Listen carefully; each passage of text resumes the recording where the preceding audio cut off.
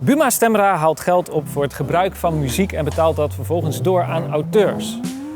Maar hoe werkt dat nou precies? En wat moet jij hiervoor doen? Nou, dit moet je weten. Ik ben Martijn en we gaan de Melkweg binnen.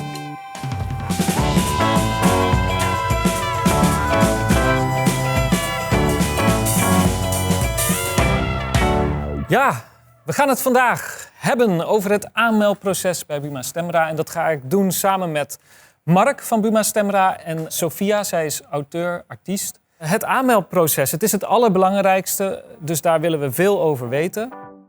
Als je muziek maakt en je wilt dat Buma Stemra daar geld voor ophaalt bij de gebruikers ervan, dan zul je ervoor moeten zorgen dat Buma Stemra weet welke muziek van jou is.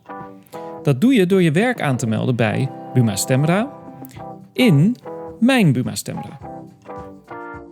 Het allerbelangrijkste als je lid bent geworden is inderdaad werk aanmelden. Ja.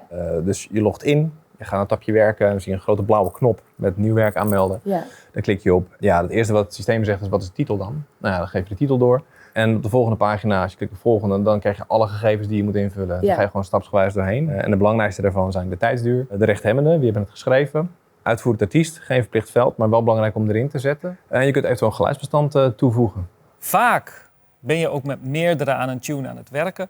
Dus ja, dan beginnen we bij die vraag, hoe verdeel je de rechten? Dus Sophia, hoe doe jij dat? Eigenlijk alles wat ik schrijf is gewoon equal share. Letterlijk hoe dat gaat is meestal als we iets aanmelden, dat we gewoon een appgroepje hebben. En dat iedereen even zijn Buma-nummer en hoe ze daar zijn ingeschreven doorgeven. En dan meestal vergeten mensen dat ook te doen. En dan moet je 5 keer appen van, hey, wil je even je Buma doorgeven, want ik moet werk aanmelden. Ja, en heb je ook wel eens gehad dat er iemand niet aangemeld was bij Buma en dat je die wel moest invoeren? En toen? Wat heb je toen gedaan? We hebben toen een liedje gemaakt met z'n vieren. Dat was met een schrijver, die was net begonnen. Wij zeiden tegen haar van, ja, dan moet je even aanmelden, want dan kan jij ook betaald krijgen als wij dit gaan spelen. Maar ja, als je je niet aanmeldt, dan kan je natuurlijk ook niks uitgekeerd krijgen. Dus eigenlijk hebben we toen haar naam ingevuld. We konden dus niet gematcht worden verder. Ja, kan dat eigenlijk, als zij zich later aanmeldt, dat dan nog gekoppeld wordt aan dat liedje? Zoals je het nu hebben aangemeld, heb je eigenlijk gezegd van nou, wij 3 zijn aangesloten. Deze persoon is ook rechthebbende, maar die is niet aangesloten. Ja. Dan weten wij van oké, wij vertegenwoordigen alleen jullie. Stel, zij wordt alsnog lid. Wat ze dan moet doen is het werk aanmelden en jullie noemen. Ja. Jullie krijgen dan allemaal een notificatie van ze heeft het werk aangemeld met deze verdeling. En als we even ervan uitgaan dat het klopt, zeg je ja, klopt. En dan is het opnieuw aangemeld. Dus dan heb je een nieuwe aanmelding. Waarbij de laatste voor ons leidend is. Dus we weten vanaf nu moeten we rekening houden dat zij aangesloten is. Dus dat betekent ook dat we voor haar ook incasseren en uitbetalen. Ja. Zodra je je aansluit bij Buma Stemra krijg je een uniek IPI-nummer. Je kan dan auteurs aan je werk toevoegen aan de hand van hun naam of hun IPI-nummer. Maar als iemand geen lid is, wat moet ik dan doen? In principe werkt het zo, als je iemand wil toevoegen, dus je klikt op het knopje, zoekt op naam, dan krijg je alle resultaten in de internationale database met de IPI-nummers erbij. En daarom is het handig om inderdaad het IPI-nummer te hebben, want er zijn meer hondjes die Vicky heten, zeg maar. Ja. Dat je wel de goede persoon kopt. Ja. En dan kun je helemaal naar beneden scrollen en dan staat eronder niet aangesloten. En dan wordt die naam, zoals je hem in de zoekopdracht genoemd hebt, in de verdeling gezet, als zijnde niet aangesloten mederechthebbende. Oh ja. Ja, en in het aanmeldproces kom je ook langs het kopje alternatieve titels. Wanneer is iets een alternatieve titel? Ik heb 1 liedje waar we voor Spotify of voor radio zeg maar rond de 3 minuten hebben. En dan is het op mijn EP en dan staat hij nog een keer op mijn EP als extended hoe die eigenlijk was. Ik denk dat we die misschien apart hebben aangemeld, maar dat weet ik eigenlijk niet eens. Ja, hier zit voor tafel, jongens. Dit willen we weten. Ja. Dus, ik voelde hem al aankomen, van mijlenver inderdaad.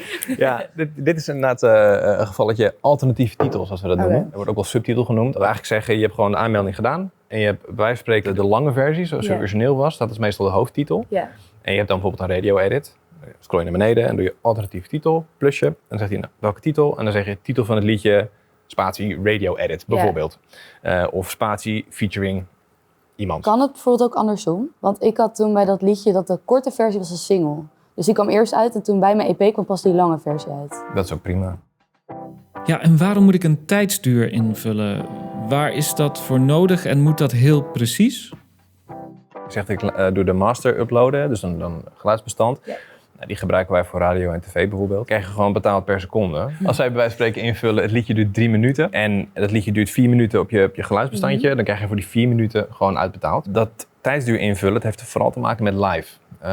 Je moet zo zien, voor live verdelen we een bedrag over een aantal werken op een setlijst. En hoeveel geld er naar een werk gaat, is gebaseerd op het aantal werkpunten. Ja. En het aantal werkpunten is weer gebaseerd op de tijdsduur. Terug naar de aanmelding. Kan ik na aanmelding nog wijzigingen doorvoeren?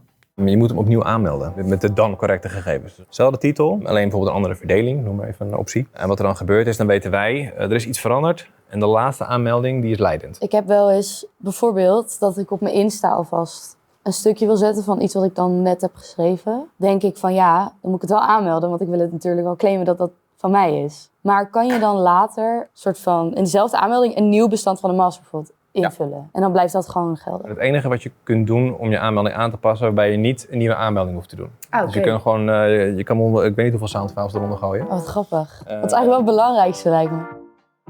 Je werk aanmelden bij Buma Stemra. Dit doe je dus telkens weer. En het liefst zo correct mogelijk. Het start bij simpelweg inloggen op mijnbumastemra.nl. En daar meld je je nieuwe werk aan. Je voert je rechtenverdeling in. Je uploadt je muziekfile, het liefst een WAV-bestand. Geef aan hoe lang het werk duurt. Wie het uitvoert, want dat is belangrijk voor je live-inkomsten. En als je eventueel een alternatieve titel hebt, omdat je een remix hebt gemaakt bijvoorbeeld, voer je die ook in. En doordat jij deze gegevens aanlevert bij Buma Stemra, kunnen de gereserveerde euro's op jouw bankrekening worden overgemaakt. Wil je meer weten? Check dan meer video's in deze serie. Dit moet je weten.